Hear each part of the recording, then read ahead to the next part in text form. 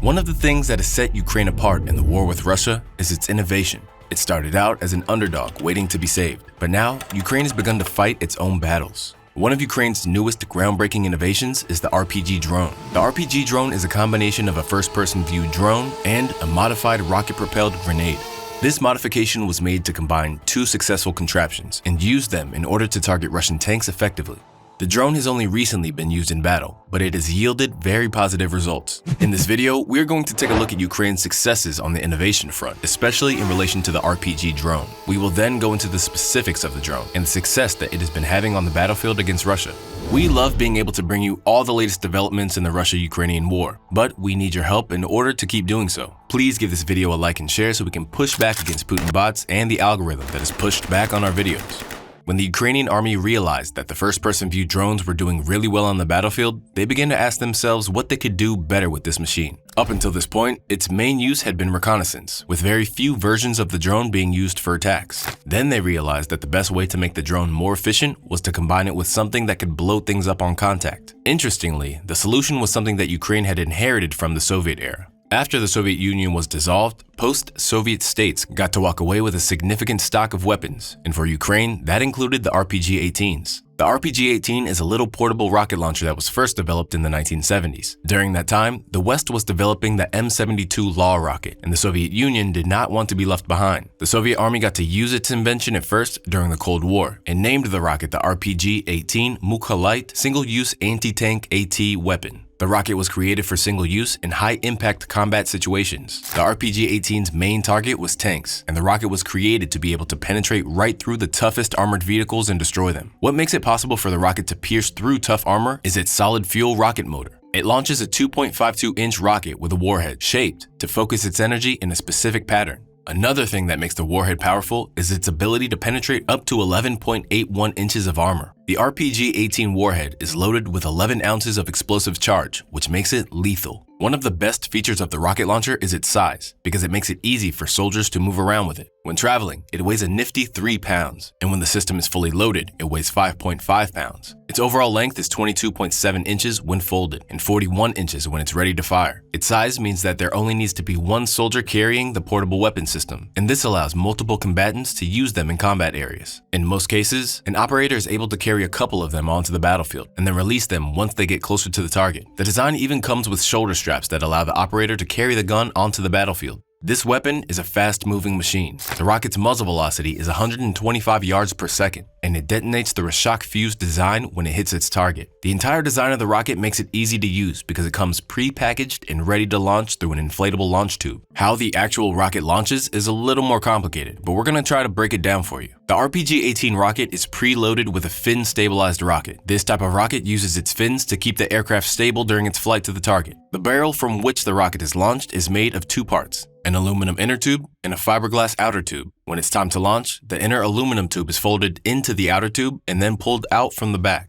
The explosives are in this inner tube, and the solid fuel motor burns completely before it's released. The firing mechanism of the rocket is manual, and it works by rotating the rear sight and releasing it. Once the rocket is cocked, there should be no hesitation, because the firing mechanism cannot be set to safety. In actual combat, operators have to be very careful because there is a backblast range of about 45 feet or 15 meters, meaning that as soon as it's set up, they have to move out of the way. Because of how dangerous it is to operate when in storage mode, the barrels are covered by a front and rear cover. The RPG-18 is an amazing weapon, but it has its limitations. The main one is the fact that its range is only 165 yards, or 150 meters, and it cannot accurately hit its targets because it has no mechanism to focus on them. These limitations mean that the soldier has to be dangerously close in order to use the rocket effectively. The aim was to eliminate the risk, and this is where the first-person view drone comes in. Ukraine understood that in order to remove the limitations of the RPG, they needed to combine it with a system that could be used from afar. This hybrid drone allows the operator to be off-scene and improves the accuracy of the strikes. Before we talk about how they work together, let's talk about the first-person view drone. In order to fill the gap left by a shortage of Western rounds and weapons, Ukraine had to think fast. Drones were the best solution because unmanned aerial vehicles can be used without a human pilot on board. In some cases, they can be remotely controlled and operated through pre-programmed flight plans, making them very convenient.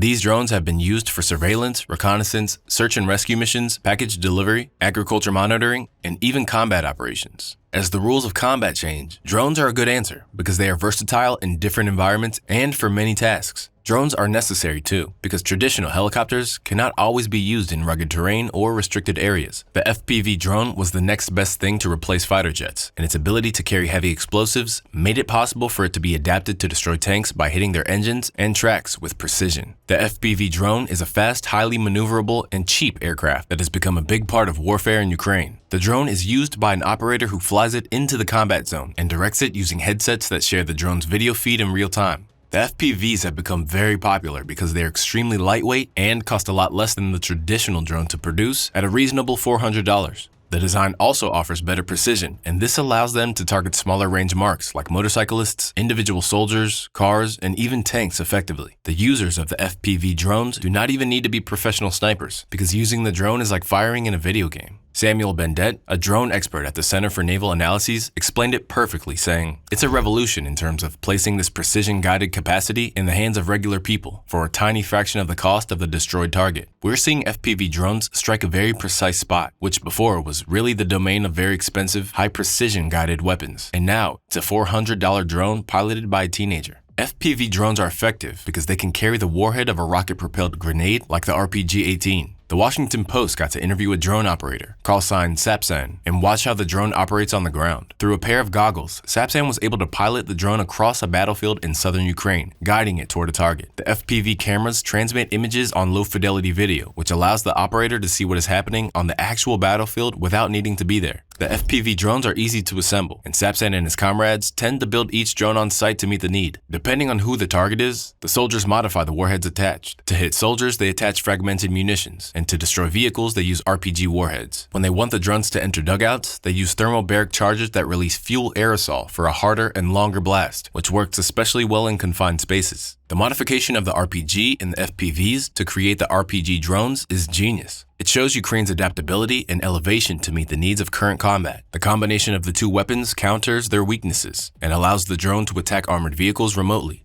The RPG drone works in all terrains, but it has done its most damage in forested areas. This is because it has been able to camouflage itself well in those regions, and the RPG-18 works best when there is an element of surprise. The video you are about to see illustrates the RPG drone in action. In the video, the FPV drone is targeting a BMP infantry vehicle, and we can see how it does this from different angles. In some of the footage, you will even be able to see Russian soldiers abandoning the vehicle before impact.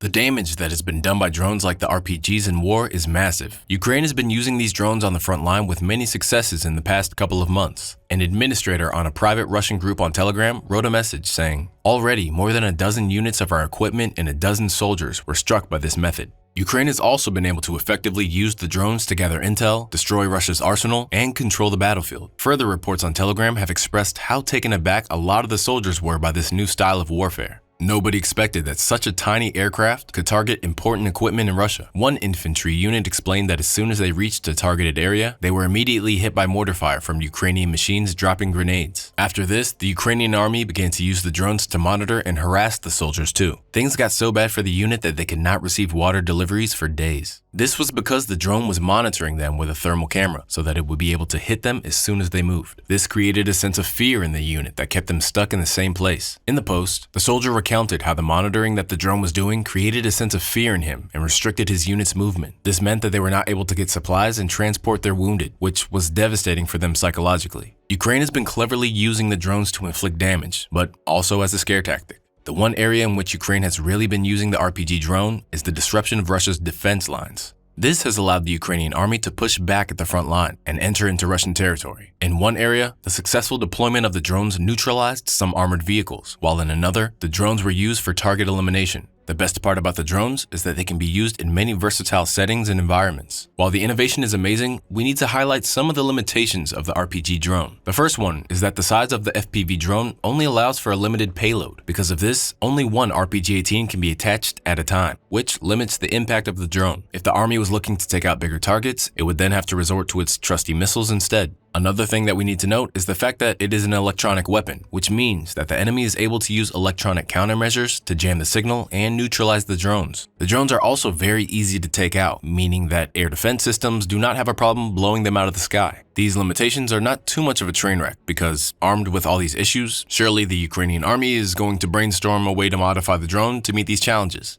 Drones like the RPG drone are the needed response to the change in the war climate right now. For both sides, it was important to advance into the territory and stand their ground on the defense side. This meant focusing on deploying armored tanks and soldiers. The lengthy war has changed this strategy. A need to eliminate the constant use of soldiers on the battlefield has arisen. The casualties on both sides of the war are alarming, with reports that Russia is currently losing 1,000 soldiers a day. As soldiers continue to be lost on both sides of the war, things have needed to shift towards warfare that eliminates the human aspect. RPG drones solve this problem because the operators that control these weapons do not have to be anywhere near the combat scene. Drones also have longer endurance than pilots and aircraft, meaning that they can be used for secondary things like reconnaissance, so that when attack drones are sent, they know exactly where to hit. Soldiers are therefore able to monitor their enemies without being out in the open and endangering their lives. Helicopters and fighter jets are also slowly losing their appeal as a vehicle of choice as well, because they cannot be updated to the environment for combat. Drones are versatile, and their size allows them to deliver effective blows in hard-to-reach places like dugouts and trenches. Helicopters are also not ideal for combat because they are quicker to spot and easier to take out as well. The war between Russia and Ukraine has moved to the sky, as both sides have realized that more damage can be done from there. Everyday missiles and drones are flying from both territories with devastating impact. For this reason, it is fitting that Ukraine's response has been to create the RPG drone. In the past couple of months, domestic drone production in Ukraine has begun to boom. Ukraine's successful drone attacks in Crimea have hit naval targets and port infrastructure with the intention of clearing Russian ships and artillery. In fact, one of the biggest strikes on the Russian Navy's Black Sea Fleet was carried out by attack drones. Ukraine has also been launching combined missile and drone attacks, and one of these combinations hit a Russian facility near Yevpatoria, where the drones were used to take out radar equipment. Ukraine's innovation has been pushed to where it is today because of the circumstances that it has found itself in. The restrictions on the use of long-range missiles from the West has forced Ukraine to think on its feet, and now it's amped up its drone production. These small weapons that seem harmless have been used to hit larger targets and disrupt Russia's upper hand in the air warfare.